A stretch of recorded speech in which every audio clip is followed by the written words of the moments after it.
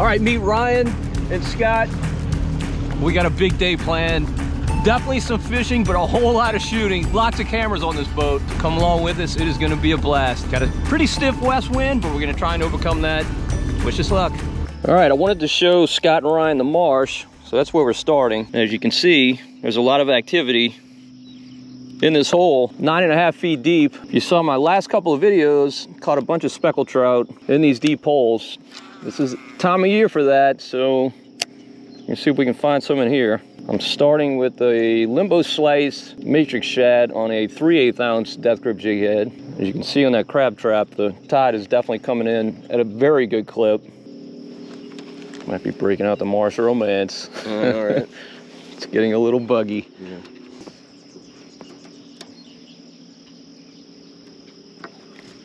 Well, there we go. There you go. Well, that's not what we came for. That's a croaker. Okay. That's what those fish are in here eating. I call it an icebreaker. Whew, it's buggy. All right. You want to move on to the next one? Yeah, but I'm gonna grab that Marsh romance. Yeah. I always hate to stop to do it, but I'm always glad I did. Marsh romance, I love it. Does that say Cajun? It's Cajun Amber Romance. So, all right, so I'll tell you the story of this. Victoria's Secret makes a product called Amber Romance. Okay. That everybody down here has used for years, and it's very effective, but you smell very feminine. Right. So this is the more masculine edition. Yes, and it works actually a lot better. Well, we're getting crushed by these bugs. Yeah. You won't need more after you use this. Here you go. I mean, it's a dramatic difference. They still kind of fly around you, but they won't land on you. That's not bad. Oh, first hit. That was a good hit.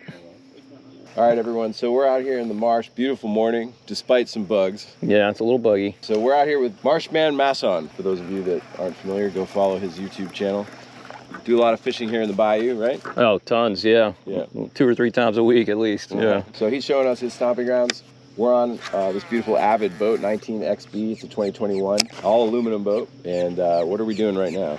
Well, we're trying to catch speckled trout in deep bends of bayous. Deep here in Louisiana is like, 12 to 14 feet or so. Mm-hmm. These areas tend to stack up with fish. We haven't found any yet today, but I'm confident we will. Me too. Good. If you're confident, I'm confident.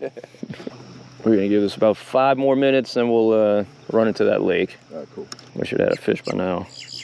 Had 2 good bites. Yeah, this boat is perfect for stuff like this, huh? Oh man, I love it. A lot of deck space. You had a bay boat before. I had a bay boat before, and it was okay.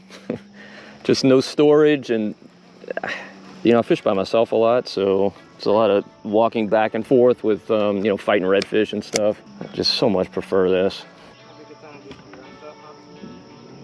Do you want the drone to follow us in the boat? Okay. All right. Well then, yeah, I'd say send it up.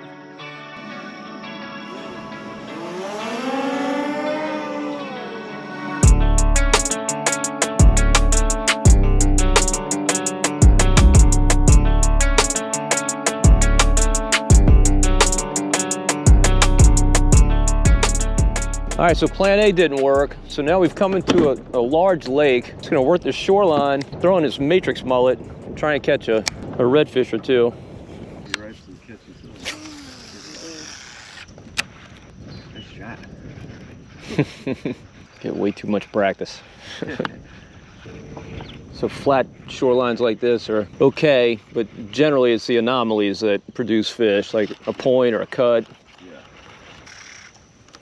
What we're targeting now, what we call bull reds, like the big redfish. This guy named Dick Cole designed it. Okay. He went on to design like all Thunderbird and Formula boats. Oh, you dog! That was a good hit. Yeah, to me, a boat is a tool. Really, that's it. I'm not a boat nut. I'm a fishing nut. But if the tool is right, then it's... Yeah, correct. Obviously, yeah. Yeah, no doubt. So that's where the appreciation of like all the engineering and the right purpose-built tool for the job is. Yep. It's so important.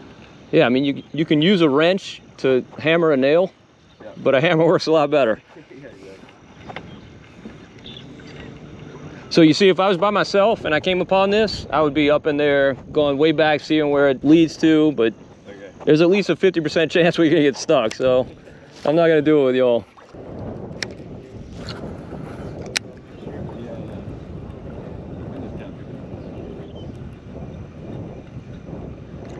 Oh, there's a red. Is that a trout? That might be a trout. It is another trout, my goodness. He smacked it.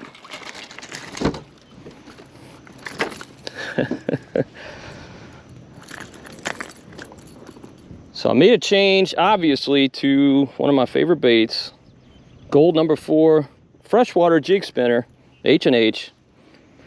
And I've caught now 3 trout on it, just working this shoreline. Just kind of a random bite here, random bite there. I'm really targeting reds, but man, trout love this thing, particularly in the springtime.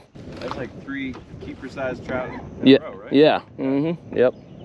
I can't believe that wasn't a red. I mean, the way he hit, that was pretty impressive. Actually, you know, Todd, we can talk about this, but when we come out with this episode, Uh-huh. it might be cool to do like a cross promo thing. Yeah. Probably. There he is. There he is. It's another one. Another really nice trout. I mean, the trout are really nice. And they are tagging this. Look at that. Come on, dude.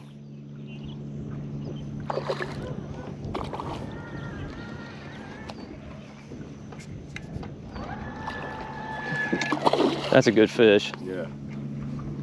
All right, I guess I'll swing him. I'll probably lose him, but I'm gonna release him anyway. Come on, let's get you coming this way. You ready? All right, that's a really good fish. Yeah. That's a really good trout. That's nice. It's about a 20-incher. It's a really good fish. Let's stick a little tag in him. No. Settle down. You're gonna hurt yourself. So you're tagging them? Yeah. You wanna see that? Yeah. You ready? 20-inch speckled trout. All right, you wanna get the release? Yeah. I'm letting him go. He's been out a bit too long. You ready? There you go. All right. Nice, I'll take it. That's awesome. This is what I love. That's why I come out here. So we're fishing at Lake Robin. I'm kind of down at the southern end. Water in here is absolutely gorgeous.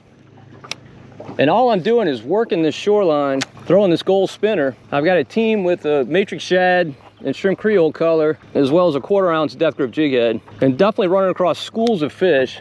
Actually, I think all the trout I've caught multiple in an area.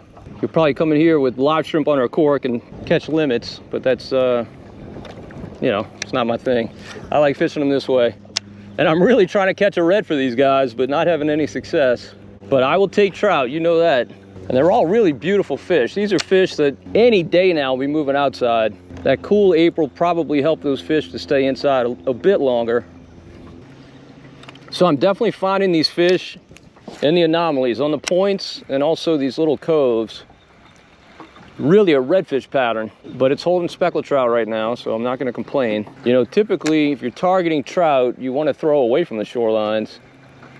They tend to hold on those ledges, no matter how subtle they are, more so than grass lines, but not today. That'll probably change once that sun gets a little higher, but I'm gonna mine it while I can. How could there not be a red at this little mouth? Even on a rising tide, that should have a fish. The fish gods hate when you try and call your shot. They don't like that. They're like, this boy needs to be humbled. Oh! No! That was our red! Damn it! That was a giant. Damn it. That was a big red. Oh, crap. He followed me all the way in. You can probably get it back.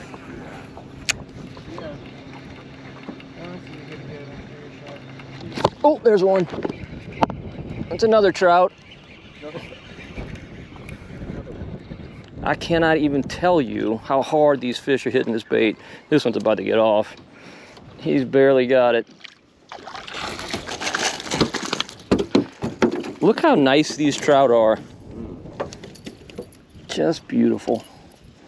I love them. Now I made a change to a Holy Jolly matrix shad because that shrimp creole I had before got really white from too many teeth in it. And this one definitely liked it. Beautiful fish. And we're letting him go.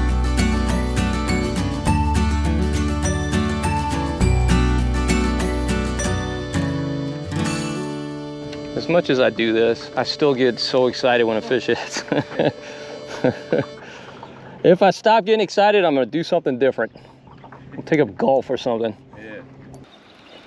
Now I have gotten a few little taps on this bait that I think are probably small fish. So it is kind of weeding out those little ones, but every fish I've caught on this has been really, really solid. Like 2 pounds plus.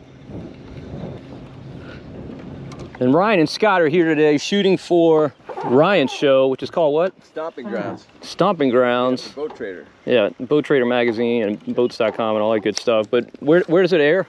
So it'll be on youtube.com/boattrader, and also it goes streaming on like Apple TV, Roku, Hulu, Sling. Yeah. Okay, good. Yeah. All right. It's exploring boating culture across America. So Right. today we're talking about obviously why you like running the Avid boat and Right. why it's so perfect for the type of fishing you're doing. But everywhere is different, you know. Sure. People Yeah. use different boats in different regions of the country for different things. So we learned about that and all the different subcultures. Right. Now we're learning about the bayou. Yeah, this is actually Ryan's first time into the Louisiana Marsh, right? Yeah, actually it is. I mean, I've driven through here a Yeah. bunch of times, but never had to Yeah. actually hang out. That's awesome. Glad. Coming out with you and learning about this and staying on board that old boat. I know, yeah. Yeah, Ryan discovered that they slept in the Dogwood Lodge last night, and he discovered it was built in 1940. Is that right? Yeah, 1940. 1940. So it's got some history. Beautiful, beautiful. I mean, absolutely beautiful facility. The rooms are gorgeous. Yeah. Food was excellent. Now, unfortunately, I got bumped. I had to stay in a trailer, but it was actually really nice. Had a really great night down here at Hopedale Marina, which Hopedale Marina is a super nice place. They've obviously fixed it up. I don't launch here a ton, but the facilities are really well done. See why you come out here, Todd? Yeah, it's awesome. I love it. It's like really calming. Yep. And I mean, like those guys go to the big outside water and it's rough and attempt to catch speckled trout. You know, they'll definitely catch more than we're catching in here, but this to me is just unbeatable. Yeah. I don't fish to add stress. Right. I fish to get rid of stress. Did you ever read that book, Blue Mind? No. It's a good book. It's about like the healing kind of therapeutic qualities of like being on the water and being near water, being around water. Yeah, I have to read it because I've always kind of pondered that. Like, what is the human attraction of water? Yeah. Like, you sit on a beach and just stare at the waves crashing into the beach. Yeah. Yeah, there's actually science, you know, behind it. When I go to take a shower, sometimes just like new thoughts and it's like relax. Dude, that's amazing because I get my best thoughts in the shower. Yeah, Yep, no question. If I'm having trouble writing a headline for a video, I'm gonna take a shower. Yeah. Like almost invariably, it comes to me. Yeah, it's so true though. All right, we left the area where we were catching speckled trout to come into I guess a really big pond or a small lake. Trying to find a redfish. Got one bite from a big bull red. He hit the bait right next to the boat. Thumped it, but he missed it. And that's it. No other redfish. But, you know, I'm not complaining about catching trout, but I'd like to find a red for these guys.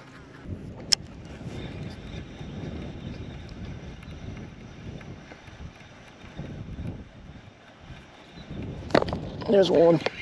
Another trout. Can't get out of them. Not as big as the ones in Lake Robin, but not bad.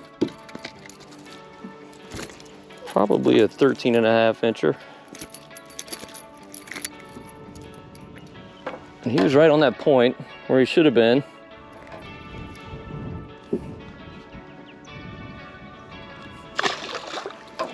See ya.